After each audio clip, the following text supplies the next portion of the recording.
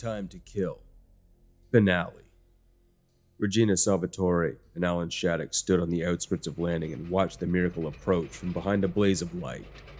It was a sight Salvatore had never seen before, and one Shattuck had never expected to see again. A Mark 33 Bolo coming out of the darkness under Ararat's three moons, and the deep basso rumble of its tracks in a cloud of bone-dried dust. The mammoth machine stopped short of the bridge over the Euphrates River on the west side of landing, and pivoted precisely on its tracks. Its surviving main battery turrets traversed with a soft whine, turning their massive hellbores to cover all western approach vectors as the dust of its passage billowed onward towards the bridge. The mare heard her chief marshal sneeze as it settled over them, but neither of them cared about that, and their boot heels clacked on the wooden bridge planks as they walked toward the Bolo without ever taking their eyes from it. A light spilling hatch clanged open on an armored flank high above them. The opening looked tiny against the Bolo's titanic bulk, but it was wide enough for Jackson and Rory Devereaux to climb out of it side by side. Rory stayed where he was, waving to the newcomers, but Jackson swung down the exterior handholds with monkey-like agility. He dropped the last meter to landing facing the mare and dusted his hands with a huge grin. "Evening, Your Honor. Evening, Marshal." "Jackson?" Salvatore craned her neck, peering up at the dura-alloy cliff at Rory. Shattuck said nothing for a moment, then shook his head and shoved his battered hat well back. "I will be damned if I ever expected to see anything like this again. Jesus, Mary, and Joseph, Jackson, do you realize what this means?" "It means Shiva, that's his name, Marshal. Shiva just kicks some Major League ass. That's what it means." Something in Jackson's voice jerked Shattuck's head around, and the younger man gave a step back, suddenly uneasy before the marshal's expression. Shattuck's nostrils flared for an instant, and then he closed his eyes and inhaled deeply. It wasn't Jackson's fault, he told himself. For all his importance to Ararat's small human community, Jackson was only a kid, and he hadn't seen the horrors of the voyage here, or the worst ones of war. "And how many people did Shiva kill? Kickin' ass, Jackson," the ex-Marine asked after a cold, still moment. "None. He killed Melkonians, Marshal, and kept them from killing the only people on this planet." Shattuck started to reply sharply, then locked his jaw. There was no point in arguing. He had seen too much of the same attitude during the war not to know it. Jackson was a good kid. If he had to wade through the mangled remains of his unit, or heard the all-too-human screams of wounded and dying Melkonians, or seen the bodies of civilians, human and Melkonian alike, heaped in the streets of burning cities, then perhaps he would have understood what Shattuck had meant, and perhaps he wouldn't have, either. The Marshal had known too many men and women who never did, who had been so brutalized by the requirements of survival, or so poisoned by the hatred that they actually enjoyed slaughtering the enemy. And, Shattuck reminded himself grimly, if the Bolo had selected Jackson as its commander, perhaps it would be better for him to retain the armor of his innocence. There was only one possible option for the humans of Ararat, and as Unit 1097 SHV's commander, it would be Jackson Devereaux who must give the order. "I'd invite you up to command deck, Your Honor." Jackson was speaking to Salvatore now, and his voice pulled Shattuck out from his own thoughts. "But we're operating from command too. That's his secondary command deck," he explained with a glance at Shattuck. "As you can see, it's quite a climb to the hatch. But the hit that killed Shiva's last commander wrecked Command 1. "But it's still operational, isn't it?" Salvatore asked urgently. "I mean, your radio message said it saved your steading." "Oh, he's operational, ma'am," Jackson assured her, looking up at the looming machine. "Please give the mayor a status report, Shiva." "Unit 1097 Sierra Hotel Victor of the line is presently operational at 78.611% of base capability. Current reserve power level sufficient for 6.51 hours at full combat readiness." The mayor took an involuntary step back, head turning automatically to look at Shattuck, and the ex-Marine gave her a grim smile. "Don't worry, Regina. 78% of a Mark 33's base capability ought to be enough to deal with anything short of a full division of my-end armor, and if they'd had that kind of firepower, we'd already be dead." "Good." Salvatore drew a deep breath, then nodded sharply. "Good. In that case, I think we should just consider what to do with whatever they do have. Shiva, could you give the mayor and the marshal your force estimate, please? Once again, Shattuck heard that dangerous, excited edge in Jackson's voice, the delight of a kid with a magnificent new toy, eager to show it off, and all it can do. And then the Bolo replied. Current enemy forces on E-Shark consist of 1 Starstalker-class heavy cruiser, accompanied by 2 Vanguard-class Imperial Marine assault transports, 7 additional transport ships of various Imperial civil designs. All enemy warships have been stripped of offensive weapons to maximize passenger and cargo capacity. Total Melkonian presence on the planet is approximately 942 Imperial military personnel and 8,107 non-military personnel. Total combat capability, exclusive of the area defense weapons retained by the cruiser StarQuest, consists of 10 Kestrel-class assault shuttles, 1 Cert-class medium combat mech, 12 Eagle-class scout cars, 8 Hawk-class light recon vehicles, and 1 understrength infantry battalion. That sounds like a lot, Salvatore said, looking at Shattuck once more, and her quiet voice was tinged with anxiety, but Shattuck only shook his head. In close terrain where they could sneak up on him, they could hurt him, maybe even take him out. But not if he knows they're out there, and not if he's the one attacking. Besides, those are all manned vehicles. They can't have many vets with combat experience left to crew them with. Whereas Shiva here, nope. Those puppies, if they have any sense, they'll haul ass the instant they see Shiva coming at them. They can't, Marshal. Shattuck and Salvatore cocked their heads almost in unison at him. Their ships are too worn out. This is as far as they could have come. Are you sure about that? Well, Shiva is, and he got the data from their own computers, Jackson replied. Damn. Shattuck said that very, very softly, and it was Jackson's turn to cock his head. The Marshal gazed up at the moons for several endless seconds, and then finally he sighed. That's too bad, Jackson, because if they won't or can't run away, there's only one thing we can do about them. My audio sensors carry the conversation between Chief Marshal Shattuck and my commander to me, and with it yet another echo of the past. Once again, I hear Colonel Mandrell, the 82nd CO, announcing the order to begin Operation Ragnarok. I hear the pain in her voice, the awareness of where Ragnarok will lead, and what it will cost. I did not understand her pain then, but I understand it now.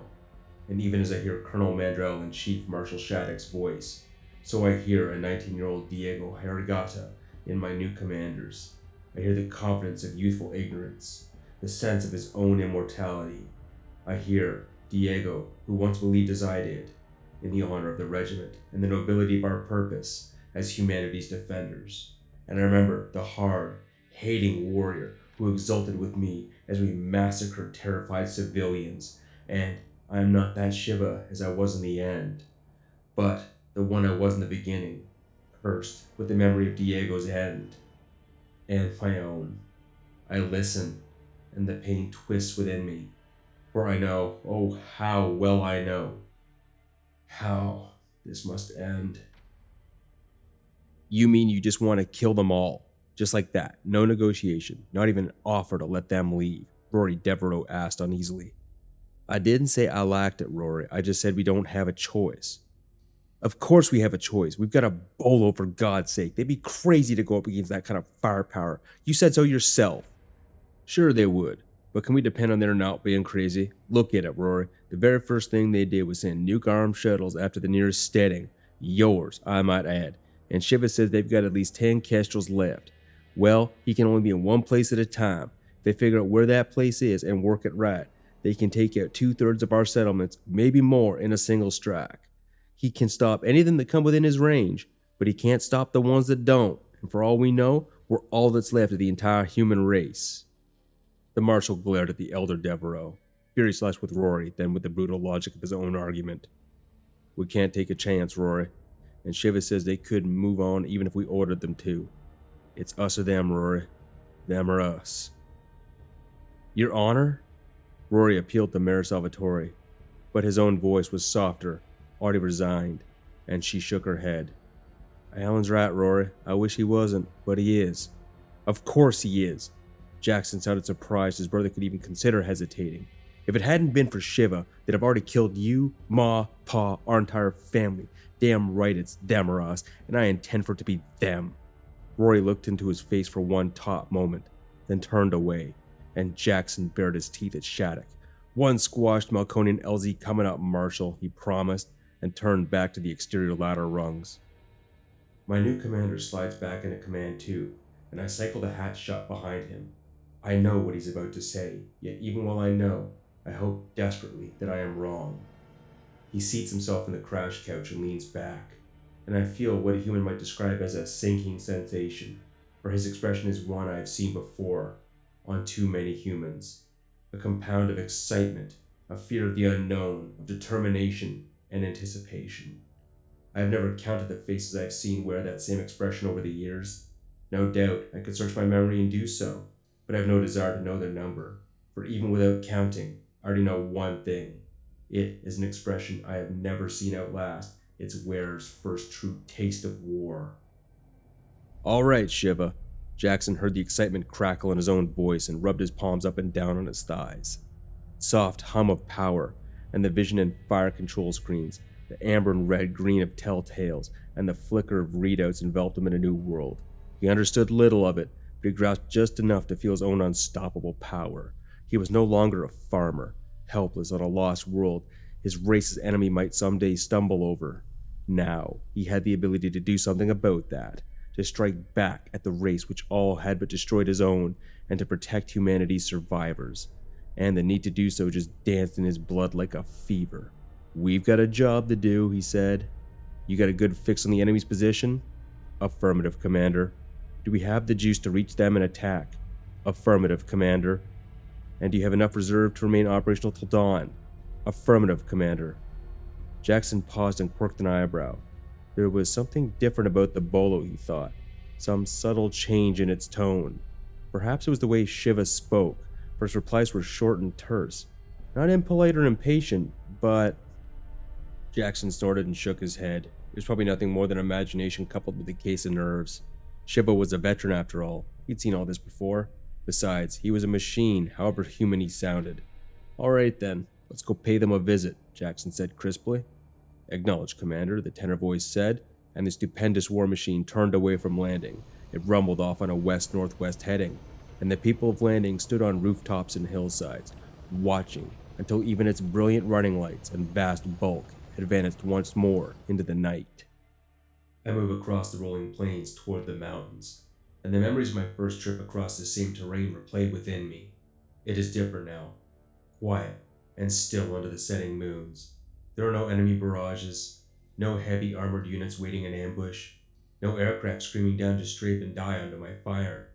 Here and there I pass the wreckage of battles past, the litter of war rusting slowly as E-sharp.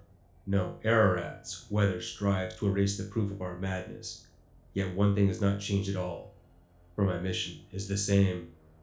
But I am not the same, and I feel no eagerness. Instead, I feel shame.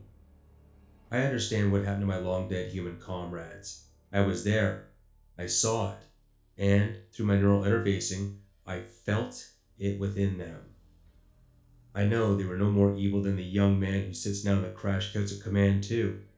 I know, absolutely and beyond question, that they were truly mad by the end, and I was with them. The savagery of our actions, the massacres, the deliberate murder of unarmed civilians, those atrocities grew out of our insanity, and the insanity in which we were trapped. And even as I grieve, even as I face my own shame at having participated in them, I cannot blame Diego, or Colonel Mandrell, or Admiral Trevor, or General Sharth Narnyarma. All of us were guilty, yet there was so very much guilt, so much blood, and so desperate a need to obey our orders and to do our duty as we had sworn to do. As I am sworn to do, even now. My commander's yet to give the order, yet I know what that order will be. I am a Bolo, a unit of the line, and perhaps the last surviving member of the Dinochrome Brigade, and the inheritor of all its battle honors. Perhaps it is true, and that I and my brigade mates who carried out Operation Ragnarok have already dishonored our regiments, but no Bolo has ever failed in its duty. We may die, we may be destroyed or defeated, but we have never failed in our duty. I feel that duty drag me onward even now, condemning me to fresh murder and shame. And I know, if the place the humans call hell truly exists, it has become my final destination. Jackson rode the crash couch, watching the terrain map shift on the displays as Shiva advanced at a steady 90 kilometers per hour. The Bolos' silence seemed somehow heavy and brooding, but Jackson told himself he knew too little about how Bolos normally acted to think anything of the sort. Yet he was oddly hesitant to disturb Shiva, and his attention wandered back and forth over the command deck's mysterious, fascinating fittings as if to distract himself. He was peering into the main fire control screen when Shiva startled him by speaking suddenly. "Excuse me, Commander, but am I correct in assuming our purpose is to attack the Melkonian refugee ships when we reach them?" "Of course it is. Didn't you hear what Marshal Shattuck said?" "Affirmative, indeed, Commander. It is because I heard him that I asked for official confirmation of my mission orders." The Bolo paused again, and Jackson frowned. That strange edge was back in Shiva's voice, more pronounced now than ever, and Jackson's sense of his own inexperience rolled abruptly back over him, a cold tide washing away the edges of his confidence and excitement. "Your orders are to eliminate the enemy," he said after a moment, his voice flat. "Please define enemy," Shiva said quietly, and Jackson stared at the speaker in disbelief. "The enemy are the Melkonians who tried to wipe out my steading." "Those individuals are already dead, Commander." Shiva pointed this out, and Jackson had even been a bit less shocked. He might have recognized the pleading in the Bolo's voice. "But not the ones who sent them. As long as there are any Melkonians on this planet, they're a threat." "Our orders, then, are to kill all Melkonians on Ararat?" "Exactly!" Jackson said this harshly, and an endless moment of silence lingered between the Bolo rumbled on through the night. Then Shiva spoke again. "Commander, I respectfully decline that order." Tharsk Narmakan felt nausea sweep through him as he stood at Lieutenant Janal's shoulder. He stared down into the tactical officer's flat screen, and total, terrified silence hovered on StarQuest's command deck. But one of the cruiser recon drones had finally gotten a positive lock on the threat advancing toward them. Nameless of the nameless ones. "A Bolo?" Ragnar whispered at last. "Yes, sir." Janal's voice was hushed, his ears flat to his skull. "How did you miss it on the way in?" Durak snapped. The tactical officer flinched. "It has no active fusion signature. It must be operating on reserve power, and with no reactor signature, it was indistinguishable from any other power source." "But," Durak began, only to close his mouth with a click as Tharsk waved a hand. "Enough. It is no more Janal's fault than yours or mine, Durak. He shared his readings with us, just as we shared his conclusions with him." The engineer looked at him for a moment, then flicked his ears in assent, and Tharsk drew a deep breath. "You say it's operating on reserve power, Janal.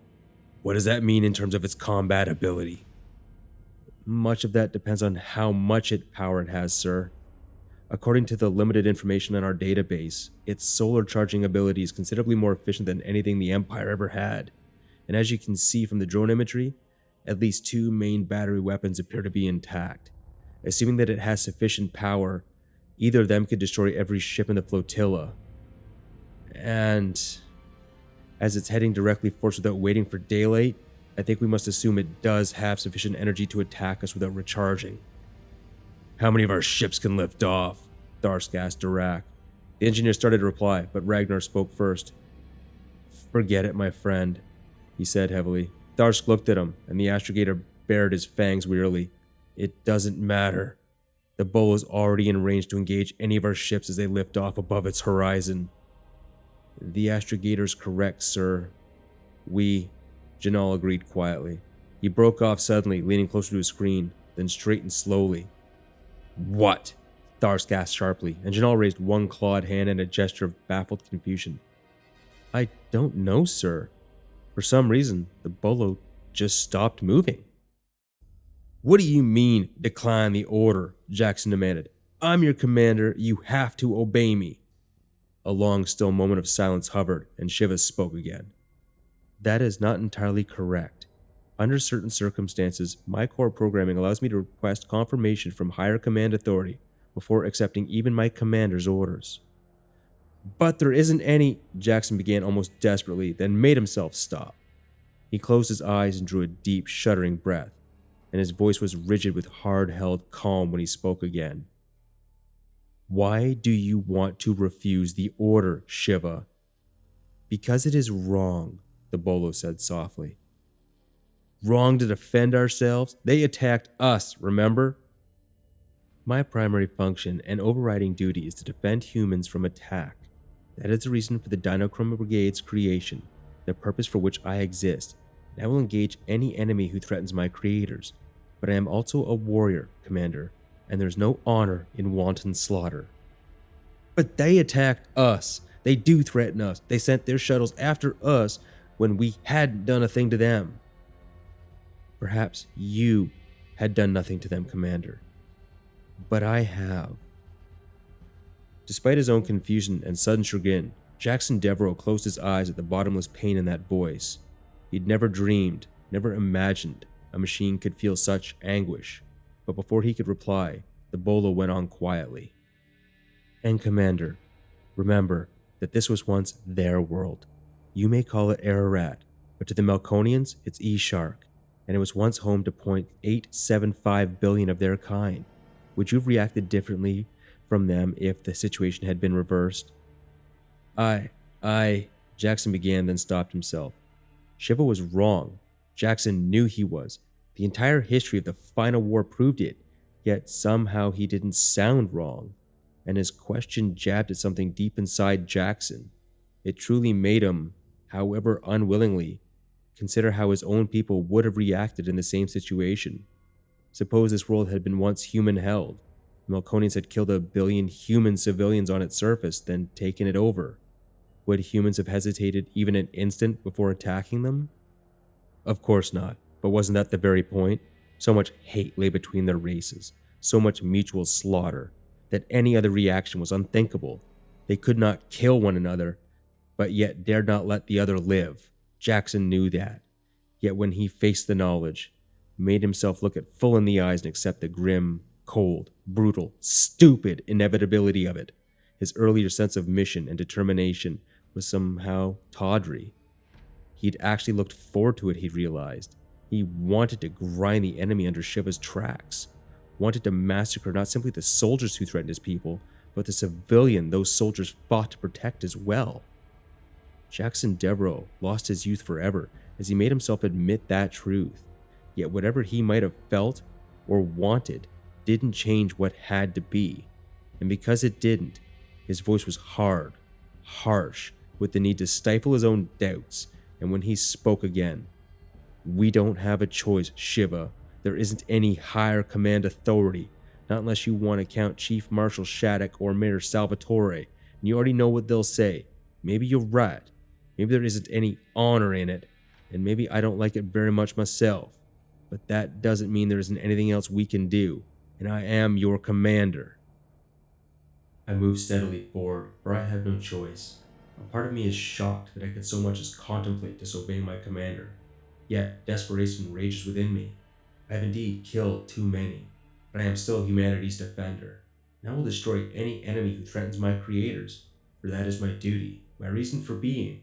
But the cost of my duty is too high, and simply not for myself. The day will come when Jackson Devereaux and Alan Shattuck look upon this mission, knowing how vastly superior my firepower was to that of the enemy possessed, and wonder if in fact they did not have a choice. And the tragedy will be they will forever be unable to answer that question. It will haunt them as the memory of butchered civilians haunts me. They will tell themselves, as I tell myself, that what is done cannot be undone. They will tell themselves they did but their duty, that they dared not take the chance. They were forced to look to the survival of their own people at any cost. And perhaps they will even think they believe that. But deep inside, the spark of doubt will always linger. As it lingers in my reconstructed gestalt, it will poison them as it poisons me. And 8,107 Melkonian fathers, mothers, and children will still be dead at their hands. And mine. Melkonian. How odd. I don't even think of them as the enemy any longer. Or perhaps it's more accurate to say I no longer think of him as solely as the enemy. Yet, unless my commander relents within the next 5.32 minutes, how I think of them will not matter in the slightest. I must obey. I have no choice, no option. Yet, as I advance through the darkness, I find myself seeking some way, any way, to create an option. I consider the problem as I would a tactical situation, analyzing, extrapolating, and discarding, but for all my efforts, it comes down to a simple proposition. Since I must obey my commander's orders, the only way to avoid yet another massacre is to somehow convince him to change those orders. We will enter attack range of the enemy's LZ in 24.15 minutes. We are presently under observation by at least 2 enemy recon drones, and I detect the approach of enemy armored vehicles. At present closure rates, they will intercept us in approximately 10.85 minutes. Can they stop us? It is unlikely, but possible. The situation contains too many unknown variables, such as the maintenance states of the opposing enemy vehicles and the crew's degree of skill, for statistically meaningful projections. If, however, they should detect the breach of my frontal armor and succeed in registering upon it with a 15-centimeter hellbore or weapon of equivalent yield, they can destroy me. I see. Well, all we can do is our best, Shiva. Agreed, Commander. This, however, will be a much more complex tactical environment than the defense of Devereaux's setting. In the light of your lack of familiarity with Command 2's instrumentation, perhaps you would care to activate your Crash Couch's neural interface? Neural interface? Yes, Commander. It will link your synapses and mental processes directly to my own main CPU and Gestalt, thus permitting a direct exchange of data and orders and responses with much greater clarity and a vastly increased speed. Jackson licked his lips again, staring at the displays. Already, dozens of icons were crawling across them, bewildering him with their complexity. He knew Shiva didn't truly need his input to fight the coming battle. Commander or no, Jackson was simply along for the ride, and completely dependent on the Bolos' skill and power. But at least this interface thing might permit him to understand what was happening, rather than enduring it in total ignorance. Alright, Shiva, what do I do? Simply place your head in the contoured rest at the head of the couch. I will activate the interface. But isn't there anything I need to do? I mean, how does it? If you wish, I will demonstrate the interface's function before we reach combat range. There is sufficient time for me to replay one of my previous engagements from main memory for you. It will not quite be the same as the simulator training used normally for Bolo commanders, but it will teach you how to use and interpret the data flow and provide a much clearer concept of what is about to happen. Had Jackson been a little less nervous, he might have noted the subtle emphasis in Shiva's tone, one which seemed to imply something more than the mere words meant. But he did notice. He drew a deep breath and leaned back on the couch. Okay, Shiva, let's do it. The interior of Command 2 vanished. For an instant which seemed endless, Jackson Devereaux hovered in a blank gray nothingness. A strange universe in which there were no reference points, no sensations. In some way he knew he'd never to be able to describe. There was not even the lack of sensation, for that would have been a reference in its own right. It was an alien place, one which should terrify him, yet it didn't. Perhaps because it was too alien, too different to be enough to generate real fear. But then, suddenly, he was no longer in the gray place, yet he wasn't back on Command 2 either. In fact, he wasn't even inside Shiva's hull at all, and it took him a second to realize where he actually was, or rather, what he was. For somehow he had become Shiva. The Bolos sensors had become his eyes and ears. Its tracks had become his legs. Its fusion plant, his heart. Its weapons, his arms. He saw everything, understood everything, perceived with a clarity that was almost dreadful. He needed no explanation of the tactical situation, for he shared Shiva's own awareness of it, and he watched in awe and disbelief as Jackson Shiva rumbled into the teeth of enemy fire. Missiles and shells lashed at their battle screen. Particle beams gouged at their armor, but those weapons were far too puny to stop their advance, and part of the fusion that was with Jackson had become aware of something else, something unexpected. What he received from his Shiva half was not limited to mere sensory input or tactical data. He felt Shiva's presence, felt the Bolos' towering, driving purpose. and its emotions. For just an instant, and that was almost enough to shake Jackson loose from the interface. Emotions. Somehow, despite his knowledge that Shiva was a fully developed intelligence, despite even the pain he'd heard in the Bolos' voice, it had never registered that Shiva had actual emotions. Deep down inside, Jackson had been all too aware that Shiva was a machine to make that leap. Yet now he had no choice, for he felt those emotions. More than felt them, he shared them, and their intensity, and that power hammered over him like a flail. Shiva Jackson ground onwards, hellbores and anti-personnel clusters thundering back at the enemy. The wild surge of fury and determination and hatred sucked Jackson under. Purpose and anger, fear, the need to destroy, the desperate hunger for vengeance upon the race which had slaughtered so many of its creators. The vortex churned and boiled about him with a violence more terrifying than the enemy's fire, and he felt Shiva give himself into it. A Fenris appeared before them, main gun traversing frantically, but it had no time to fire. A 200-centimeter hellbore gutted the enemy vehicle, and their prow reared heavenward as they crushed the dead Hulk under their tracks, grinding it under the iron-hating heel. Aircraft and aircab mounts came in, squirming frantically in efforts to penetrate the net of defensive fire, but the attackers' efforts were in vain, and wreckage littered the plain as their anti-air defenses shredded their foes. The insanity of combat swirled about them, but they hammered steadily forward, driving for their objective. An enemy troop transport took a near miss and crashed on its side. Infantry boiled out of its hatches into the inferno, crouching in the lee of their wrecked vehicle, cringing as thunderbolts of the gods exploded about them. One pointed desperately at Shiva Jackson and turned to flee. He got no more than 5 meters before the hurricane of fire tore him to pieces. His companions crouched even lower behind their transport, covering their helmeted heads with their arms, and the part of Shiva Jackson, which was a horrified young farmer from Ararat, felt their fused personalities alter course. 32,000 tons of alloying weapons turned toward the crippled transport, and there was no reason why they must. They could have continued straight for their objective, but they didn't want to. They saw their trapped foes. They knew those helpless infantrymen were screaming their terror as the universe roared and bellowed about them and turned deliberately to kill them.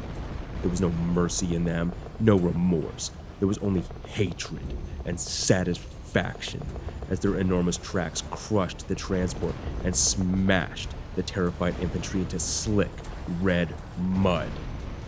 The part that was Jackson shuddered as he was brought face to face with the reality of combat. There was no glory here, no adventure, not even the knowledge that he fought to preserve his own species, that he had no choice, could make it one bit less horrible. But at least it was combat, he told himself. The enemy was also armed.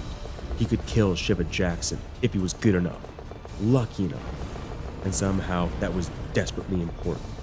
It couldn't change the horror, but at least they were warriors killing warriors, meeting the enemy in a battle where he could kill them as well. But then the enemy fire ceased, and Shiva Jackson realized they'd broken through. Their objective loomed before them, and the lost, trapped voice from a farmer from Ararat cried out in hopeless denial as he realized what their objective was. The camp had no defenses, not against a Mark 33D Bolo. A handful of infantry dug in behind the paltry razor wire barricades, poured small arms fire toward them, but it couldn't even penetrate their battle screens to ricochet from their armor, and their optical sensors made it all pitilessly clear as they forged straight ahead. They saw Melkonians, not soldiers, not warriors, not the enemy. They saw Melkonian civilians, men, women, children, fathers, mothers, brothers, sisters, sons, and daughters. They saw terror lashing through the refugee camp, and they saw its inhabitants trying to scatter, and those inhabitants were the objective. Shiva Jackson trampled the razor wire and its pitiful defenders underfoot. Railguns and gatlings, anti-personnel clusters, mortars, howitzers, even hellbores poured devastation into the camp. Napalm and high explosive, hypervelocity slugs and plasma, and the nightmare vastness of their treads came for the objective. And even though the thunder of explosions and roar and flames, they heard shrieks. They more than heard them, they exulted in them, for this is what they had come to accomplish. This was Operation Ragnarok. This was the final solution to the final war. And there was so much hate and so much fury in their soul that they embraced their orders like a lover. 11 minutes after they had crushed the wire, they had crossed the camp. They ground up the slope on the far side, and their rear sensor ray showed them the smoking wasteland, which had been a civilian refugee camp. The deep impressions of their tracks cut through the center of it, and the torn, smoking ground was covered in bodies. One of two still lived, lurching to their feet and trying to flee. But Jackson Shiva's after railguns tracked in on them, and one by one, those staggering bodies were torn apart. No! Jackson Devereaux heaped upright in the crash couch. He then hurled himself away from it and stumbled into the center of the compartment, and then sagged to his knees, retching helplessly. He closed his eyes, but behind them crawled the images of horror. He could almost smell that burning flesh and the carnal stench of riven bodies. He huddled there, hugging himself and shivering, wished with all his heart he could somehow banish that nightmare from his memory. But he couldn't. Commander? He huddled more tightly, trying to shut the tenor voice away, and it softened. Jackson, it said gently, and its gentleness pried his eyes open at last. He stared up through his tears, scrubbing vomit from his mouth and chin with the back of one hand, and Shiva spoke again. Forgive me, Jackson. Why? Why did you do that to me? You know why, Jackson. How can you stand it? Oh God, Shiva, how? How can you stand remembering that? I have no choice. I was there. I carried out the operation you witnessed. I felt what you shared with me. These are facts, Jackson. They cannot be changed. And there's no way in which I or any other of my human commander or Bolo comrades could have avoided them. But they were also acts of madness, for it was a time of madness. The Melkonian Empire was the enemy, but to the Melkonians, we were the enemy, and each of us earned every instant of our hate for one another. You didn't show me that to teach me how to use the interface. You showed me that to convince me to take back your orders. Yes, there has been too much death, Jackson. I don't want to kill again. Not civilians, not parents and children. Please, Jackson. I am no longer mad, and you are not yet mad. Let us stop the killing, at least here on Ararat. Let me protect humanity from the madness as well as the enemy. Now what is that damned thing doing? Tharsk snarled, but Lieutenant Janal could only shrug helplessly. The Bolo had locked its anti-air weapons on the recon drones, which it had under observation, lashing them with targeting radar and laser to make it clear it could have destroyed them at any time it chose. But it had made no effort to actually engage them. And for now, for no apparent reason, it had once again stopped advancing. It simply sat there on a crest, which gave it clear fields of fire in all directions. The flotilla's totally outclassed recon mechs dared not attack across such open terrain, for the Bolo would massacre them with contemptuous ease. Yet its chosen position left a solid flank of a mountain between its own weapons and Tharsk's starships. If his mechs dared not attack it, it had deliberately placed itself in a position from which it could not attack him, or not yet at least, and he could think of no reason for it to. Commander! The comm officer's voice snatched Thark out of his thoughts, and he turned quickly. What? He demanded impatiently. Sir, we're being hailed, Commander.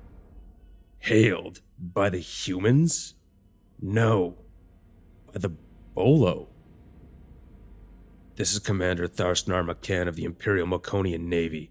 Whom am I addressing?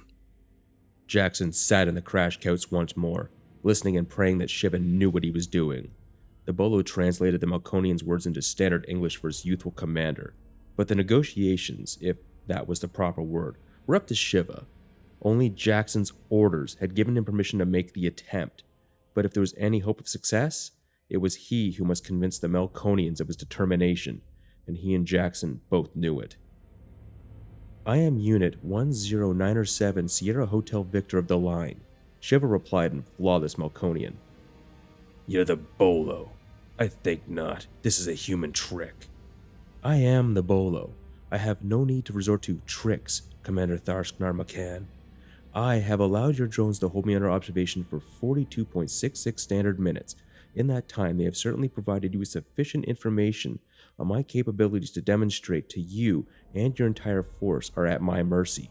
I can destroy you at any time I wish, Commander, and we both know it. Then why don't you, curse you? Because I do not wish to, and because my commander has given me permission not to, Shiva said softly. Stunned silence answered. It lingered endlessly, hovering there in a wordless expression of disbelief that went on and on and on, until finally Tharsk spoke again. Not to destroy us? That is correct. But we cannot leave, Bolo. I won't hide that from you. Would you have me believe your commander would actually allow us to live on the same planet with his own people? Yes, he would. Then he must be mad. After all we have done to one another, all the death and ruin. No, Bolo, the risk would be too great for him to accept. There is no risk to him. I do not wish to destroy you, but I lack neither the capability nor the will to do so at need. And never forget, Commander Tharsk Narmakan, that my overriding function is the protection of the human race and its allies. Then, what are you offering us? Nothing, except your life and the lives of your people. There are 4 times as many humans as Melkonians on this world. They've established farms, towns, and steadings. You have none of those things. It will require all of your resources and efforts simply to survive, and with nothing left over to attack the humans who are already here. But they will leave you in peace, so long as you leave them so. And if you do not leave them in peace, then, Commander, I will destroy you. You would make us their slaves? No, Commander. I would make you their neighbors. The Melkonian made a sound of scornful disbelief, and Shiva went on calmly. For all you know, yours are the only Melkonians left in the galaxy, and the humans on this world are the only surviving humans as well. Leave them in peace. Learn to live with them, and my commander will make me the guardian of the peace between you. Not as slaves or masters, but simply as people. But, Tharsk began, and then Shiva cut him off. Humans have a teaching. To everything there is a time, Tharsk Narmakan, and this is the time to let the killing end. Time for your race, and the one which built me to live. We have killed more than enough, your people and I am weary of it. Let me be the final warrior of the final war, and let that war end here. Epilogue. The final war saw the Concordiat of Man and the Melkonian Empire end in fire and death. The light of civilization was extinguished across an entire galactic arm, and the scars of that war, the planets with no life, to this very day are grim and terrible reminders of the unspeakable things 2 highly advanced cultures did to one another out of fear and hate and stupidity. But a star-traveling species is hard to exterminate. Here and there, pockets of life remained. Some human, some Melkonian, and survivors clawed their way through the long night. They became farmers once more, sometimes even hunter-gatherers, denied the stars which had once been their toys. Yet they never forgot. And slowly, ever so slowly, they learned once more to reach for the heavens. Our own new republic was one of the first successor states to reclaim the stars, but deep inside, we were afraid. Afraid some fragment of the Melkonian Empire still lived, to resume the war and crush all that we had so painfully regained.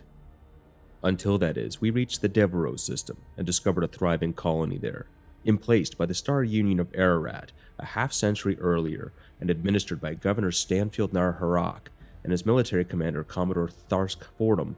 For 200 standard years now, the Union has been the Republic's staunch ally and economic partner. We have defended one another against common foes, traded with one another, and learned much from one another.